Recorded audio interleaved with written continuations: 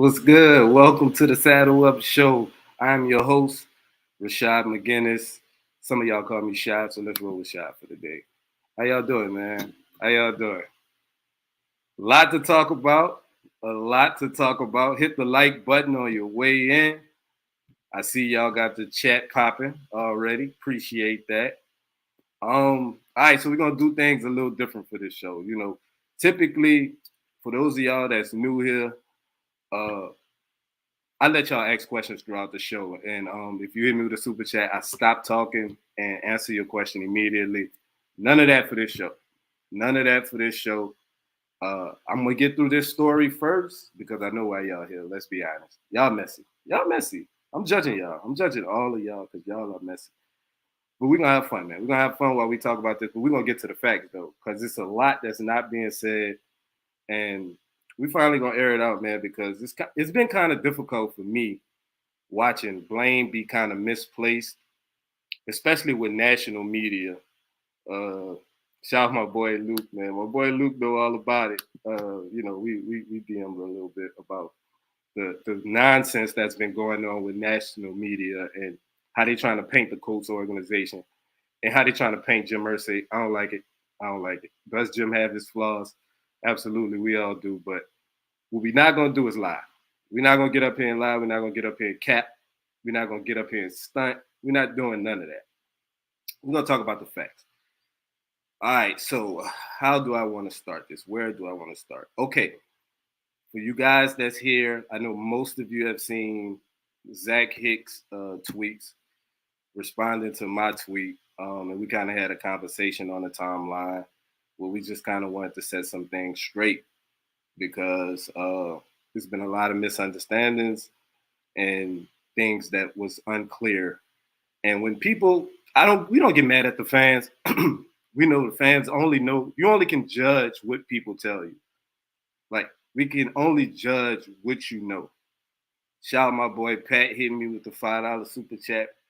But you only can judge what the people are putting out there, like the information that you're getting. So when a lot of you hit me or at me, with your tweets or at Zach or anybody else that knows what's going on behind the scenes, and some of you be right. Some of you guys you don't be entirely correct, but you kind of be on the right trail. And I be wanting to set you guys straight, but it's only so much that I could talk about. And this information, like, we had it for weeks. Me and Zach talk a lot, of course. That's my for you guys that don't know, I'm referring to my fellow co-worker for Sports Illustrated, Horseshoe Huddle, Zach Hicks. We talk all the time, pretty much every day. Not every day, every other day, privately. And we discussed this information. And we was wondering why nobody was putting it out. Yeah, Zach does love kickers, by the way. Funny you mentioned that, Patrick. That's hilarious. So we was wondering when the story was going to get put out. And, we had a conversation before he went on the timeline today. And we just kind of wanted to let the people know, man, because you guys deserve to know. So let's get to it. Let's get to it. We all know yesterday was kind of a breaking point for pretty much most Colts fans, with the Jonathan Taylor thing. We was all sick of it. I reached my boiling point because I figured nobody was going to talk about this. So I just figured it was no use even getting worked up about it. If nobody was going to speak about it, then who am I to put it out? So I didn't bother to even worry about it. I just said I was going to move on, and that was that. Then a press conference came with Chris Ballard today, and he said a couple of things, but what he did was confirm a lot of information for me. He confirmed a lot of information for Zach as well. I promise y'all, Coke not paying me for this either, so I shouldn't even be drinking that on camera. Well, let's start. So, shout out Trep, man. Appreciate you for sure. So let's start. Last season, Jonathan Taylor suffered an ankle injury. We all know that. Jake's funny. We all know that. And this was new ground for him. Jonathan Taylor is a body conscious person. He's one of those people that is a health freak. And he's very aware of his body. more than typical NFL players. Like there are NFL guys, and I know you're probably thinking, aren't all NFL players body conscious? Yes, but not to the degree that Jonathan Taylor is. He's obsessed with it. He's obsessed with his health, which is why throughout his entire football career, he has never suffered a major injury. You know, so when he had the ankle injury, it was kind of new ground for him, and dealing with that mentally, I'm sure, was tough on him. But he overcame it to a degree. And while he was working trying to get himself back, he felt like he was being pressured within the coaching staff by a particular coach. I won't even say his name. Let's just call him a nickname, The Weeknd. The Weeknd. That works, right? All right, cool. So The Weeknd kind of, the Colts was in disarray at this time. We saw Marcus Brady, the OC, get fired. Very next week, Frank Reich get fired. The Weeknd gets hired, and the game, the team was in dysfunction. But in the midst of that, Jonathan Taylor is dealing with his first real injury, first significant injury. And with a season that wasn't going anywhere, I bet he felt like, let me take my time to get myself back 100%. But a coach that was in place, trying to save his job, trying to win games, even though a season was basically lost at this point, put pressure. He felt pressure to go back and play. He went back and played. His ankle still wasn't right. They end up shutting him down for the season. Okay, we're through with that. He goes into the offseason. He has the surgery. He comes back. It's still not right. He still feels it. Everybody around him probably feels like, okay, well, it's been double the amount of time that they said it would take to recover. You should be back by now. This time, he's getting pissed off about his ankle not being right. But it's all good. At this point, the relationship with the Colts organization is probably not lost. He figured, okay, I've done my 3 years. I have one more year left on my deal. I'm going to get a big payday. You know why? Because the Colts always pay their all-pro players, as Chris Ballard said today himself. And when the team told him, we're not doing extensions this offseason. Like we're not. We won 4 games. We have a new coaching staff coming in. We're not doing extensions. Of course he got pissed. Yes, he probably went out after the season was over and said, I'm gonna play my last year out. I signed the contract. That's what I'm gonna do. I'm gonna honor it. But on the inside, he's boiling. We have to think about this. Up until this time, Jonathan Taylor has been a model example of what it's like to be a coach. He has been the standard.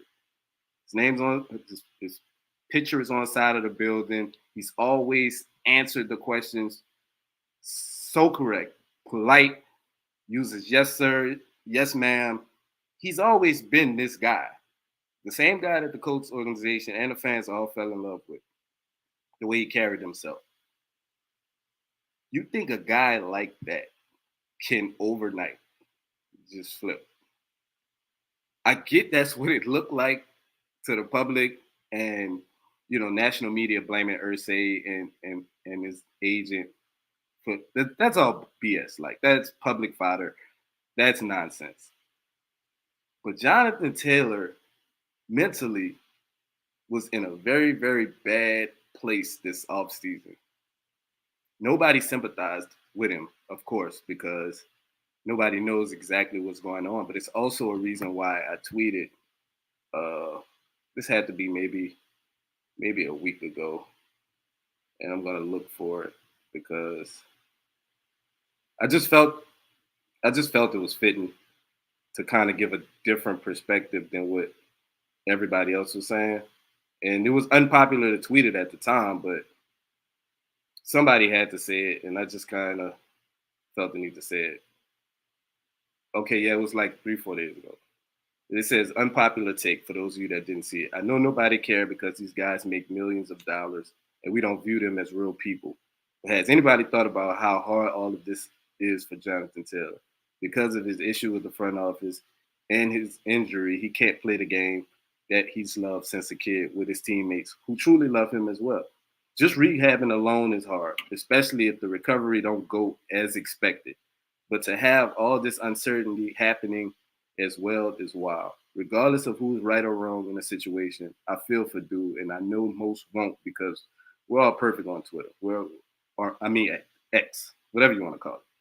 But I said that because I try to drop hints to you guys. You know, like I try to give y'all something, especially if I'm working on confirming it behind the scenes. Like it's times I get information that I know pretty much is probably true, but I just can't go out and say it because I haven't confirmed it. A lot of this stuff I knew already about JT. JT turned, like Luke said, this is a good point, had to be hard on his mental going from fan favorite to team villain overnight. Really though. And that's really what it was to the public. But all the while, this had been brewing for almost a year. Jonathan Taylor got hurt in October last season. Like we're almost near October again. This is how long he's been dealing with this. And it finally reached a breaking point, you know, when Irsay went on Twitter, and that's what made everything public. Before then, nobody really had a clue what he was really dealing with. And that's why I feel for the guy because he's been in this state, this mind frame for 10 months now. And once the Colts shut the door on any type of negotiation, paying him whatever it was, because I remember when the market setting deal was, Jonathan Taylor didn't have to reset the market. He didn't have to. He would have took less money than that. And I think it's a fear somewhere in the back of his mind that maybe he won't be the Jonathan Taylor from 2021 again. So I can't blame the guy for trying to cash in if he feels like this is his last real chance to get a big bag. Now, do I blame the Colts for not wanting to negotiate a guy coming off an injury? No, I don't blame the Colts. Like that, why would they do that? But at the end of the day, if Jonathan Taylor feels like, well, you guys is partially the reason why my ankle hasn't healed correctly, then I 100% can see where he's coming from with all this. Now, I mean, the Colts will probably tell one of the big time reporters to come shoot that down, you know, once it's on the timeline or whatever, or get one of the national guys to throw water on the fire. But that is what it is. And like I said, for the confirmation, Jonathan Taylor's agent went on Twitter and liked the tweets that Zach was saying and the tweets that I had about why he's really unhappy. He liked it because it's the truth. It's just the truth from Jonathan Taylor's side of it. And that's was the tricky part because nobody wanted to hear from essentially the villain or the guy that's considered evil or the guy that's a traitor or turns his back on the fans. It wasn't none of that, bro. It really wasn't none of that. I really do think, like Luke said in the chat, there's great arguments on both sides, which is why both sides need to kind of bend a little bit on this. Maybe Jonathan Taylor needs to bend on his asking price. Maybe, you know, Ballard needs to apologize on behalf of the weekend. You know, it wasn't Ballard's fault. But as the general manager of the organization, if someone in the organization does something wrong, then you have to account for that. Like you are the one being held accountable for this because the weekend's going on about his business. He's probably out fishing, doing something that he likes to do. He ain't dealing with none of this. This is blowback is coming on you, Chris Ballard. And the Colts love him. The Colts love the guy. If you guys watched the press conference today, you can tell Chris Ballard never had any serious intentions on trading Jonathan Taylor. Unless he got an offer that was just going to blow him out of the water, that was the only way Jonathan Taylor was getting moved. I got a good laugh at seeing people saying that Ballard asked for Waddle. The national media guys was talking about Ballard's an awful GM. How could he ask for Jalen Waddle? It's because he didn't want to move him. Like, that's why he asked for Jalen Waddle. He knew the Dolphins would say no. And if the Dolphins was dumb enough to do the move, then hell yeah, he probably would have took the trade. But the Colts don't want to move Jonathan Taylor. Chris Ballard is doing all he can to repair this relationship. And another misconception too, that just because you pass or fail a physical, it don't determine whether you're healthy or not. That doesn't determine whether you're healthy or not. It probably does in the technical sense as far as the NFL goes. But if Jonathan Taylor wanted to pass a physical, I'm pretty sure he probably can. But he's being real cautious though, because he he's trying to learn from the mistakes he made last season when he was kind of encouraged. I won't say forced because he's a grown man, but he was encouraged to go back in. And he's one of those guys that, okay, I'm going to do it for the team. I'm a team first guy, and which is why I notice it's hard on him to kind of put himself first for the first time. Since he's been in the league. Yes, his agent is probably directing him to do some, if not all of these things. And that's just not who he is by nature, which is why he probably switched agents. Because his original agent probably told him be patient, play the long game. But he was so angry at what was going on, he probably said, you know what? I need an agent who don't give a damn and is going to encourage me and show me how to go about playing hardball. Because I'm sure Jonathan Taylor he didn't even know how to play hardball at the time. He's been such a robot. His answers to the media up until this point has been so robotic, like the type of answers that is generated from a computer. Like that's the type of responses Jonathan Taylor gives because that's just how he is. He's always conducted himself the right way. But when all of this occurred, it was playing in the back of his mind. And in the meantime, while all of this is going on with the organization, he's still physically rehabbing and trying to get himself right at the same time. So basically, the situation came to a boiling point, and Chris Ballard just was like, okay, go find a trade. If you can find somebody that'll blow me away with an offer, then okay. That was never going to happen, though. It was never going to happen. I thought maybe Ballard would would just give in and maybe move him if the Dolphins could come close to what he was demanding. But then that's another thing. The Dolphins turns out didn't even come close to what he was offering. Reportedly a third round pick and some change. You're not gonna move Jonathan Taylor for that. Like he has national media dragging him for asking for Jalen Waddle. But national media would have dragged him if he only got a third round pick for Jonathan Taylor. Could you imagine what the headlines would be if Chris Ballard had moved Jonathan Taylor for a third round pick? You guys would have fried him. Like you would have fried him. Shout out to Ball Game 41, man, for the $5. I appreciate that, bro. Salute to you. Thank you. You guys would have fried Chris Ballard if he only got a third round pick for Jonathan Taylor. And national media would have been calling him stupid for that. So he was in a pretty much a lose-lose situation. I think it's best. He's starting out on pup. You give him 4 days.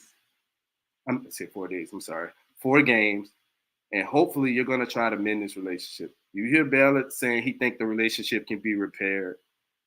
He's going to do everything that he can to fix this relationship because Jonathan Taylor is a superstar. I know most people don't think about him in that way because of the position he played has been devalued so much, which is true.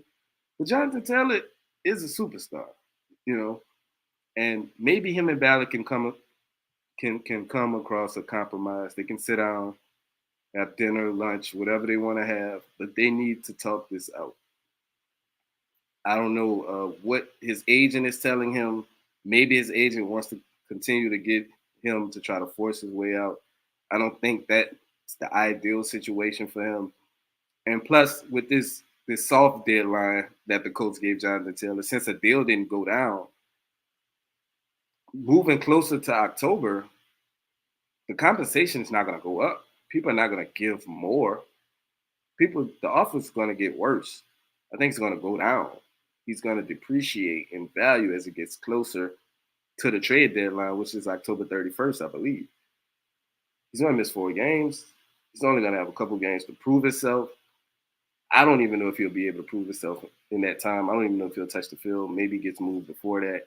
But I think the best situation for all parties involved Jonathan Taylor's agent as well, who's trying to get that 3% off this next contract, is that these guys really have a heart-to-heart, honest conversation about what occurred last season, how they can move better moving forward, how that there's a real coach in place that won't do the things that the last coach did to you, and just how y'all can fix everything.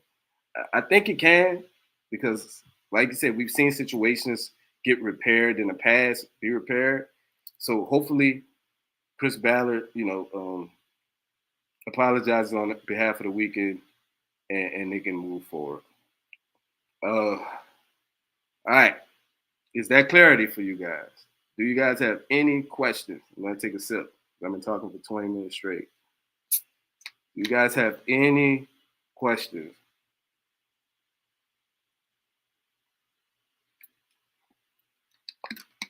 Do you think there's a real chance of heart-to-heart can happen? Absolutely. Absolutely, Tyler. Hold on, let me put your question up on the screen so people can see. But yeah, I think a heart-to-heart can happen. Absolutely. There's time. There's time. He won't be playing for the first 4 weeks. Jake has a question. For those of y'all that don't know, I know Jake really well. And I knew his question was going to be something ridiculous, and there it is. Jeff Saturday sucks. That's my question. It's funny because anybody who's a fan of the show, a supporter of the show, just follow me on Twitter, man. Y'all know how I feel about Jeff Saturday and that whole debacle. Me and Jake talk a lot behind the scenes as well. So he knew when national media, you guys remember when national media was saying that Jeff Saturday is a lock? Oh, damn it. I said his name. The Weeknd was a lock to be the head coach moving forward. Like, he had got the job, that these interviews was just smoke and mirrors. Y'all remember when national media said that? And I told y'all there was no way these people was going to hire the Weeknd? No. Oh, Colton. Did you miss something about? Yeah. Yeah, you missed it. You probably came in late. That's why I kind of like to start these stories late. I can't go all the way back to the beginning. Just make sure, like, immediately after the show's over, I'm throwing it up on YouTube, and you'll just play the beginning of the video, and you'll get caught up. Shout out my boy Matt, man. Matt's been a supporter for a long time. But how his agent has been, so you think he's gonna be fair to the? He's got a client on the team, but he seems to have a bias against Ursay going back a decade. Yeah, but the encouraging thing is he has done work with the front office in the past, so it's not like it's impossible. And at the end of the day, money heals a lot. It don't heal ankles though. So just make sure JT's good to go, man. That's a good way to put it. Jake is like my dark side. He shines unfiltered thoughts, basically. Yeah, because there'd be a lot of times on Twitter where people say things. Jake replies for me because I can't reply the way I want to reply.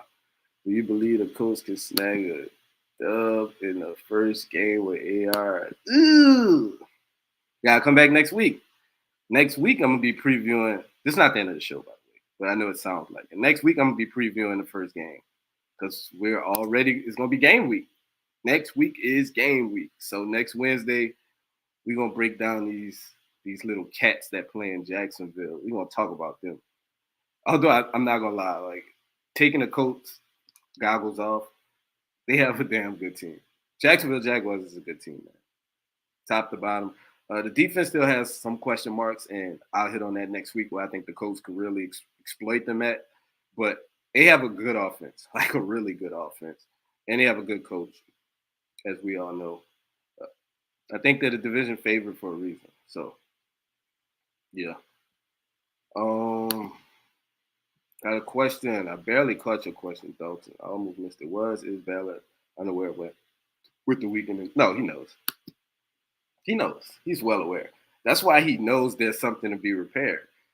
There's no way you can not know. He's known for a while, and I'm sure he's been doing everything he can to repair it. As you heard him say in the press conference, I don't know if you tuned into the press conference, but he did say that he spoke to JT's agent either today or yesterday. He said he spoke to him, He said, Steichen has spoken to Jonathan Taylor, and Ballard said he'll be speaking to Jonathan Taylor within the next day or so. So I'm excited. I'm excited about that because that could be the first step in the right direction. So for all the people that didn't want JT to be traded, this was the best outcome for you so far. Like this is the best scenario that's unfolding right now. Still a ton of work to do because I'm sure if you ask Jonathan Taylor right now, do he want to play for the Colts? He's going to say no. And I know Colts fans fried him for that and pretty much cooked him all day, well, all week for the past month on Twitter about it.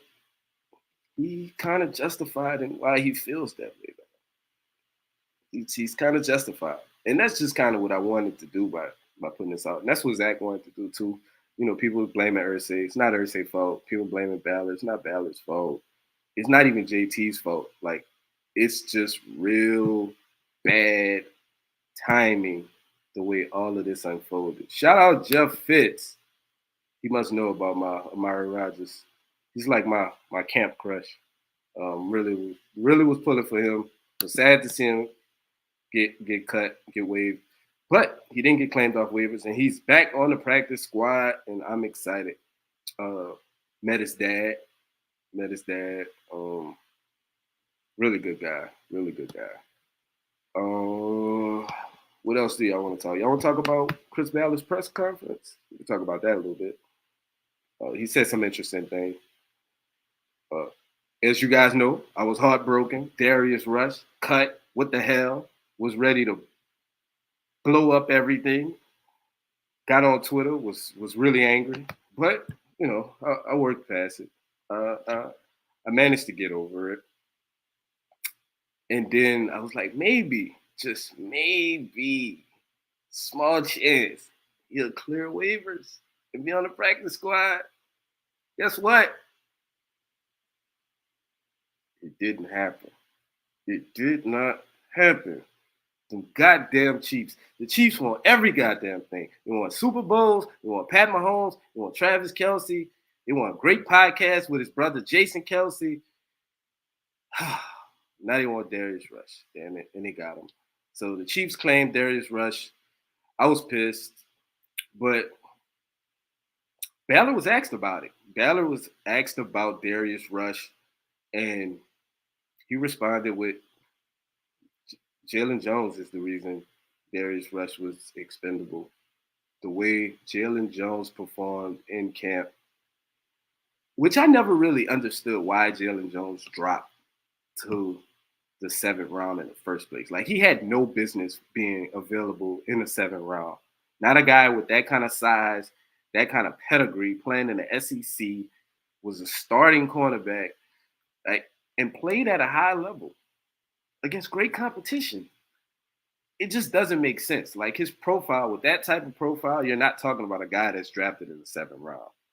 I know he's not fast, and I see somebody just mentioned it, but it's 40 speed. And I had to tell somebody on Twitter, I can't remember who I was talking to, it's so much more to playing cornerback than your 40 speed.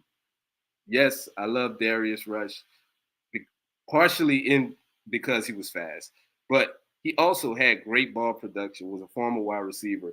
Guys that's former wide receivers converted to cornerbacks typically have great ball production. They play the ball well.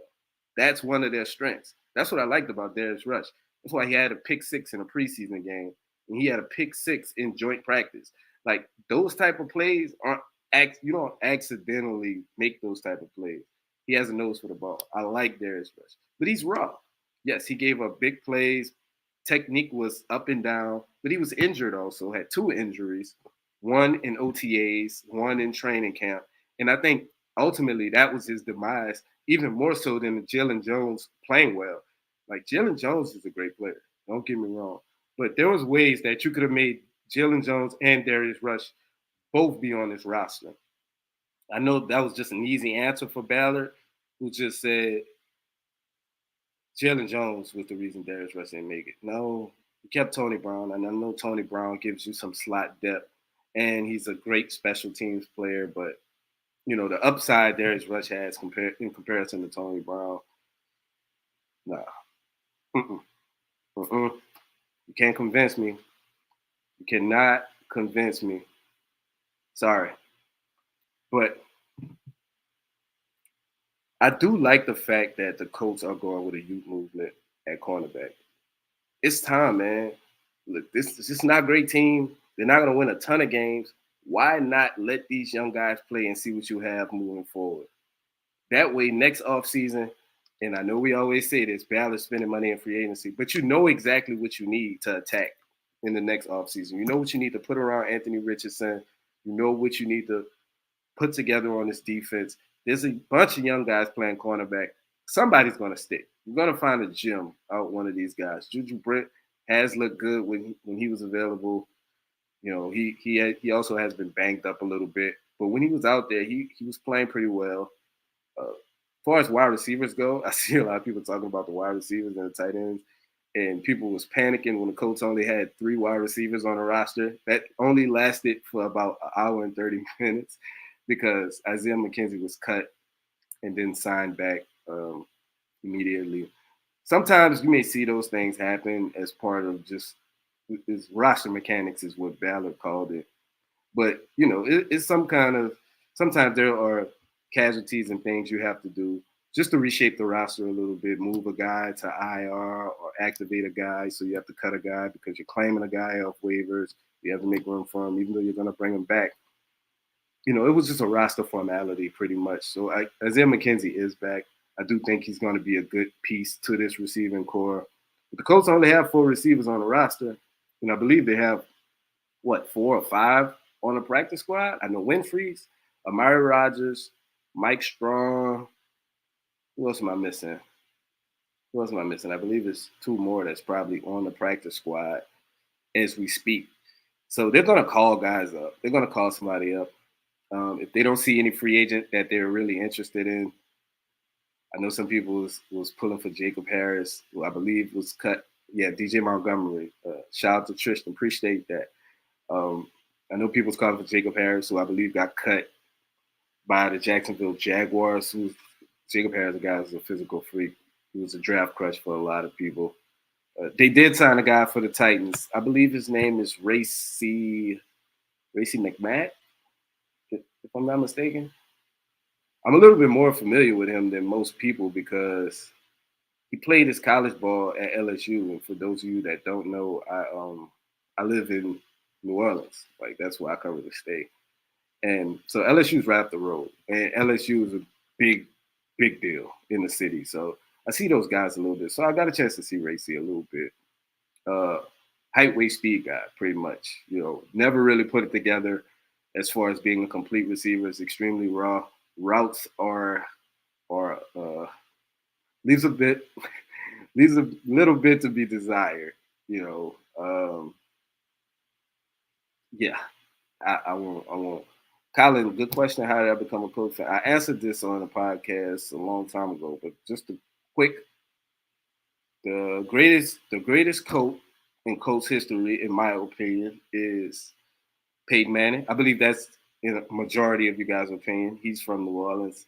Our wide receivers coach, who is soon to be a Hall of Famer, Reggie Wayne, he's from New Orleans. He actually went to high school where his dad coached at, Coach Wayne. Shout out to my guy, Coach Wayne.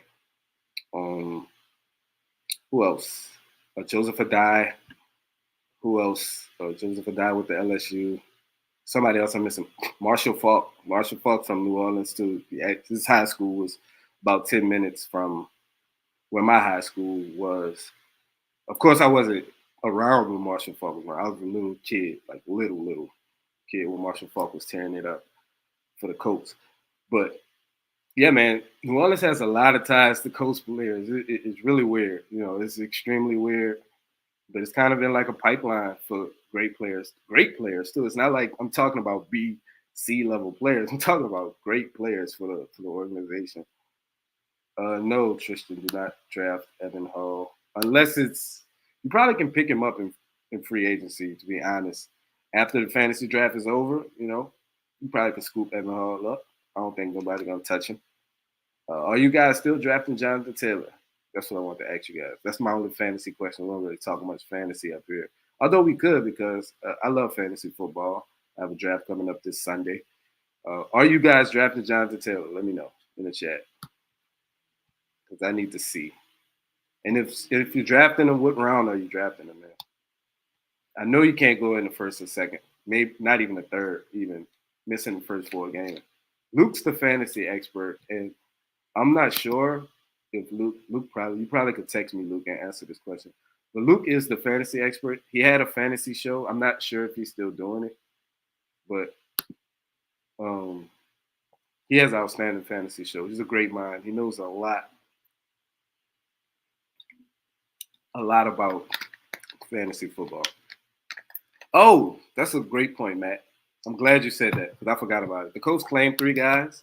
One guy I will not talk about because Josh Sills, I'm just not really going to speak about that. But he's talking about let us know about Land, and because I think he actually makes an impact. If you guys don't know, Isaiah Land from Florida A&M, he's a guy that was at the Senior Bowl. I liked him a lot at the Senior Bowl. I actually mocked him to the Colts. I tweeted that out earlier too. The mock draft I did way in February, maybe February, March. I tweeted it out. I mocked Isaiah Land to the Colts. He ended up going undrafted. He ended up going undrafted for these reasons. People don't like the type of shout out to Echo Warrior. Echo Warrior just said $10. Man, I appreciate that. Says his first time up here. Echo Warrior, I got you. Let me answer this. Let me finish talking about Land really quickly, and I got you for sure. I appreciate that. Thank you so much. Isaiah Land went to Florida A&M, and let me tell you, I think he had 21 sacks this last season. He is explosive, super explosive. His only knock is he's small. But as far as a guy that's quick, explosive, twitchy, has that bend, he has all of those things. But he is an extremely small guy. And most teams don't think that he's big enough to be a full-time edge. And he probably isn't. He's probably going to have to play off-ball linebacker a little bit, drop. You could use him in some simulated pressure situations. But he's a guy that rushes the passer extremely well, man. And the Cowboys kind of have a logjam just on that defensive line, period. So I can see why he didn't make it there. But I think that's an outstanding claim for the Colts. And I think he has true third down potential. Like a guy you want to just put in on third down, pin his ears back and go get the quarterback. I think he can serve in that role. Now, if he's forced to play the run, look out. It might get ugly. Shout out to my man Andre 3K85. Sent me the $10, man. I appreciate that, man. You gotta send a question or something though, bro. So I can lock you in, man. I could get to you, bro. Just send a question in though. I'll get it. You don't have to send another super chat. Just send something. Oh, all right, there go. Appreciate you. Just wanted to support and show love. Keep doing your thing, bro. For sure, man. For sure. Add me on Twitter so I could follow you, bro. I really appreciate that, man. Thank you. Let me get back. Okay. Let's read this. Hey, Shaad, first time on a live question. Given how much Ballard hyped up Jalen Jones, what are realistic expectations for him this year? Somebody seen the presser. Did you see the way Ballard was gushing every time Jalen Jones' name came up? Even told a story about the scout, Anthony, I believe, who found Jalen Jones and how he had his doubts in the scouting process, but he was wrong. He admitted he was wrong about Jalen Jones, man. Jalen Jones, he's impressed me. Like, I thought he was good. I talked about his pedigree earlier in the show, but if he keeps progressing at this rate, which is probably not, I don't think it's possible for him to keep progressing at this rate. I mean, if he keeps progressing at this rate by end of the season, he's going to be goddamn all-pro. But I think he's a solid starting corner, you know. And I couldn't say that when I evaluated him, watching him, And I discussed him a little bit on my boy John Ledger's podcast, where I did some of my draft stuff. You know, when we talked about Jalen Jones, we talked about him being a big physical guy. But we always thought the speed would kind of limit where his ceiling would end up.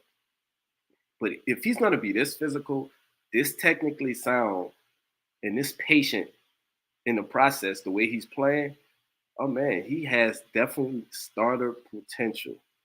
He does have starter potential, man. And who knows, man? I mean, look at the guys we're rolling with on day one. Darrell Breaker Jr. and Dallas Flowers is going to be our starting outside corner. It's not going to be hard if Jalen Jones keeps playing well to crack that starting lineup. I don't know which one of those guys may falter. I don't know. Hopefully, it's none of them. I hope all of them can play well, but it's not possible. But whichever one of those guys start to slip a little bit, Jalen Jones and Juju Brents is going to be right there. Oh, my guy Matt. Hey, if Brents reaches his potential, Jones would be a very for sure. Like if you can get two starting cornerbacks out the same draft and have them both play well, it's hard to get one. If you can get two, it will be a home run draft. I mean, of course, nothing matters unless Anthony Richardson is good. But let's put that to the side. Let's just say, okay, Anthony Richardson's good. If you can get Jalen Jones and Juju Brents to both be even just, let's just say they're just solid starters. That is a home run draft to get your quarterback of the future, two cornerstone cornerbacks that's going to be there for, let's just say 5 to 7 years moving forward. And you don't even have to worry about those positions moving forward. That's a hell of a start to a rebuild. But not saying it's a full-fledged rebuild like you tore it all down, but let's be honest here. The Colts playing all these young guys, it's a rebuild. Yeah, shout out Johnny. Johnny brought up a good point. Not to mention Josh Downs, another member of that rookie class, who he looks like he is going to be solid, man. I think Downs wins that slot job. I know it's between him and McKenzie. I think Downs has that job in the bag. Does Richardson push 800 rushing yards this year? 8 is a lot. 8 is a lot. I think he gets close, though. If you don't get it, I think he gets really close. I would say that. Especially with Steichen and the way.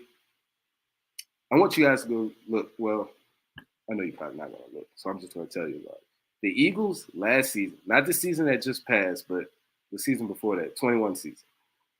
They started off the season spread out, asking Jalen Hurts to throw the ball around a little bit, and they started off really slow. About halfway through that season, they embraced the quarterback run game, and they was the number one rushing offense in the NFL. If Steichen can bring that same type of mentality, look out. Look out. I think Richardson can do it. The way he runs, man, he's exciting, man. He's exciting. It's a bold prediction, Patrick. 3,000 passing, 1,000 rushing.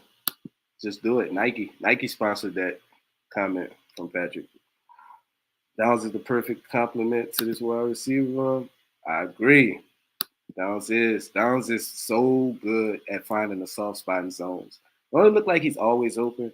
He dropped a tough one last game, and I was upset with him. But that's not the norm for him, so I'm fine with that.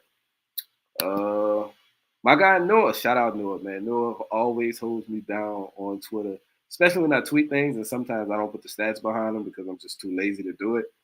Noah got me. Noah always has a thread surrounding something that I'm talking about on Twitter, and I appreciate him for it. That's my guy. What you say, Noah? Let's see. Even if Jalen Jones just ends up being a solid rotational piece, that's a massive dub for a 7th-round pick. Facts. Facts, Noah. That is absolutely true. Dizzy. Shout out Dizzy.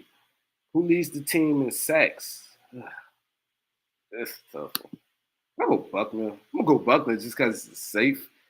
The safe thing to go Buckner. Yeah, I'm going to go Buckner. Quiddy, I want Quiddy to lead to lead the team in sacks. And in case my boy Kenan watch it, I hope it's Dio or dang bro. I just have to say that because Kenan he'll attack me on Twitter if I don't say that. Sarah, you asked me what I think of Isaiah Lang. You just missed it. You must have just pulled up, Sarah, because I just finished talking about Lang. Make sure as soon as this is over, when this goes to YouTube, you go check it out. Ebucom, shout out to Ebucom, Samson Ebucom. Real quick, I talked to my brother. My brother coached Ebucom. My brother's first year coaching with the Rams. He, for those of you that don't know, my older brother is a coach for the Rams. He coached Ebucom, and he said, man, he's a hard worker, man. He's a hard worker. He's not the most skilled guy, but he's physical. He's explosive off the edge. He's pretty solid in the run game, and he works his ass off. That's what he told me verbatim. So I'm excited to watch Samson Ebucom. I know he was a little banged up coming into camp, but he should be out there ready to go.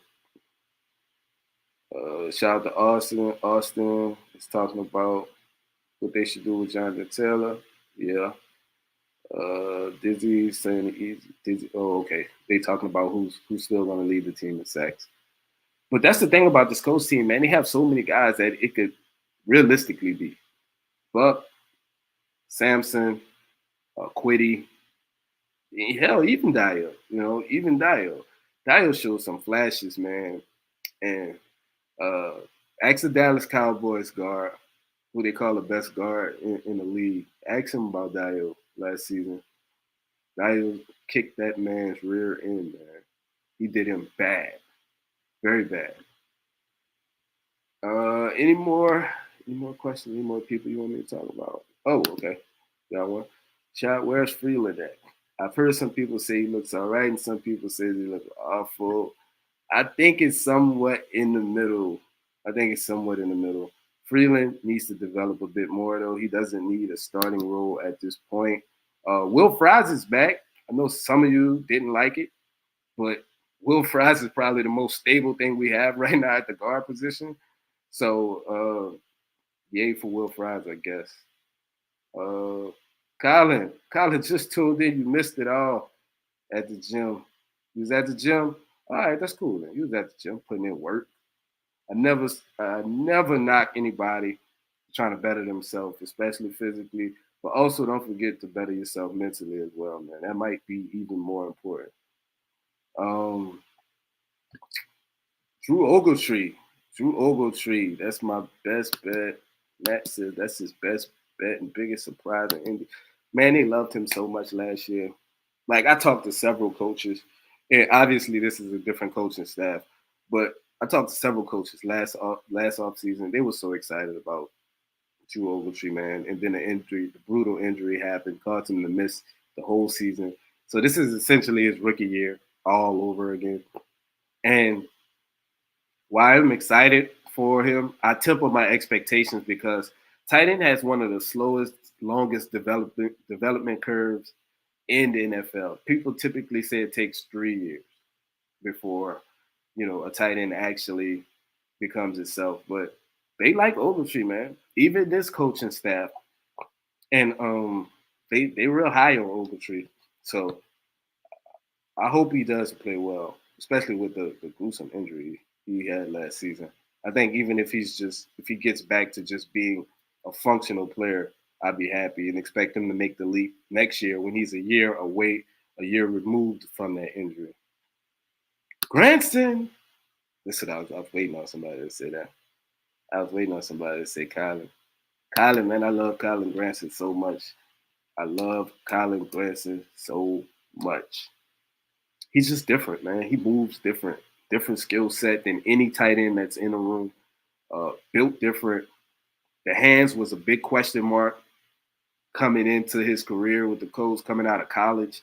And now he's just plucking balls out the way. Just plucking them. Give me that. Give me this. Like, he got hands of glue. And what he can give you as far as after the catch, I think that's what separates him, and the separation that he gets on his routes as well. Like, it's no other tight end doing that. We have other tight ends that make contested catches like Ogletree and Jelani Woods when he's healthy. Mo Alley Cox. I won't get started on Mo Alley Cox. But Kylan Granson, man, he's just a separator. And he's a guy that plays with great speed for his size. Uh, I won't comment on what he is as a blocker, but he'll get in the way. You know, he'll slow you down a little bit. But that's pretty much all he's going to give you as far as in the blocking department. But as a receiving threat, I think Stike is going to find ways to scheme up touches for him. That's how important I think he is to this offense. Anybody else you guys need me to hit? Remember, next week is game week. I'm excited about that, man. It's finally football season. I know it's been a long off season. I know we tired of hearing about Jonathan Taylor. I'm tired of hearing about Jonathan Taylor. I'm tired of talking about Jonathan Taylor. Hopefully, now that y'all got the info, y'all do what y'all want with it moving forward. But we can move past that. And while we're moving past it, not talking about him, hopefully Ballard and him are sitting down behind the scenes, really getting to it and really opening up and talking about it and fixing their relationship and mending their relationship, because we need it, man. Like, we need it. I think Colin says, I think MPJ, Pierce, and Downs can be a good trio. Man, can you imagine if you just hit on those? How much easier life becomes. Because I still think Michael Pittman gets paid. You can't pay him now, though. Like, now that with the Taylor thing and that whole situation going on, just don't even pay Michael Pittman right now. Don't even pay him, because I don't even want the headache. Oh, they paid Pittman, but they didn't pay Taylor. I don't want to hear that. My guy Rasheed Powell is in here asking me fantasy draft questions that I'm not answering. You know why I'm not answering it, people? Because this young man is in a fantasy draft with me this Sunday. He's trying to get some tips. Trying to get some info. We ain't doing it. Pitt will get paid after the season for sure. Pitt definitely will. And just be careful, though. He have too good of a year, that bag go up. But if he have too good of a year and silence all the haters that he have, because he still has a lot of haters for some reason. I'm not sure why people hate Michael Pittman, but they do. But if he silenced the haters, he's going to get a big bag, pretty big bag. I think he's going to be straight regardless. But yeah, man, I know some of you guys pulled up late. Like I said, we got to the Jonathan Taylor stuff earlier. I believe I talked 20 to 25 minutes about that. Just about him and the situation as a whole and the info that I had. And it was actually pretty therapeutic. Colts House just pulled up. I don't know if they just pulled up, but I'm just seeing OMG is Shaad. That's funny as I almost cursed. That's funny as hell. Don't make me curse, man. It's a family show. Looking forward to that 1 through 4 package. I tweeted that. I did tweet that. Shout out Bradley Presley, man. Colts coming out in 14 personnel.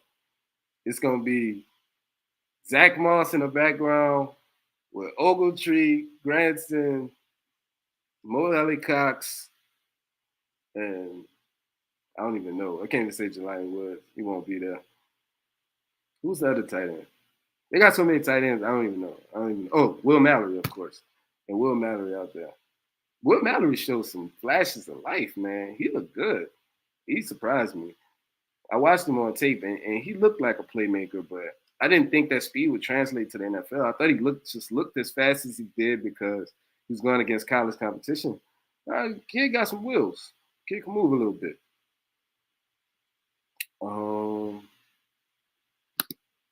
I don't know. Why were there so many rumors that we were going to cut Mo?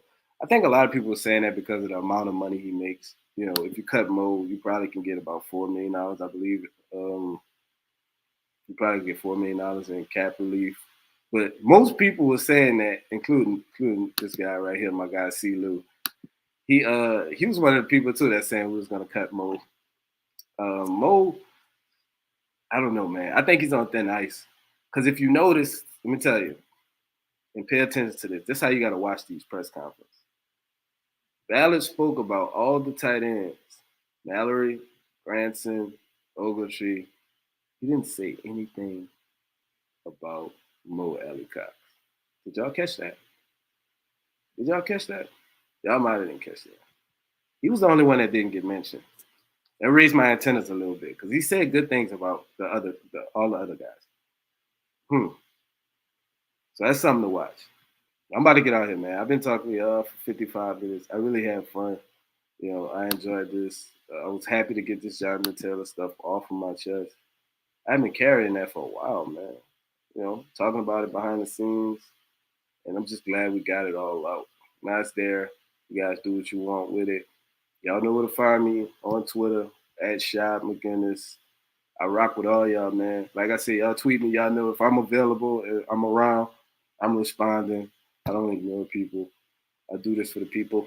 And I appreciate y'all coming out. Y'all make sure y'all tune in next Wednesday, man. Same time, we coming back. We're gonna talk about the Colts Jaguars. Football is back. Shout out to y'all, man. Peace.